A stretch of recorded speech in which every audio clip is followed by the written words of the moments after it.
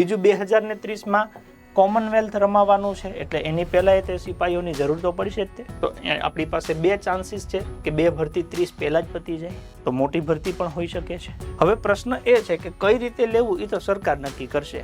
Exact આ 50,000 જ બોલ્યા હશે તો કંઈક ગણતરી સાથે જ બોલ્યા હશે ને, બાકી 20,000 ન બોલ્યા, 90,000 ન બોલ્યા, 50 જ કેમ બોલ્યા? એ ગુજરાતના નાયબ મુખ્યમંત્રી છે, સંપૂર્ણ ગૃહ ખાતું એમનું સ્વતંત્ર હવાલો છે. અત્યાર સુધી 35 વર્ષમાં કોઈની પાસે નહોતું એવું ખાતું એમને આપ્યું છે, બાકી નહીંતર એ મુખ્યમંત્રી પાસે જ હોય. તો હર્ષભાઈએ વિચારીને જ કીધું હશે. હવે એ જે પ્રમાણે બોલ્યા છે એ પ્રમાણે સરકારનું આયોજન હોય તો તમારું આયોજન શું છે? શું આ 50,000માં તમારો વારો આવી જાય એવું લાગે છે તમને? બાકી હમણાંની 13 ગઈ, એની પહેલા 17 ગઈ, એની પહેલા 15 ગઈ, તો એમ જોવા જઈએ તો એ 40-45 છેલ્લી 3 ભરતીની તો ગઈ. એમાં તમારો વારો ન આવ્યો હોય તો હવે તમે એવી અપેક્ષા ન રાખતા કે આ 50માં આવી જાય.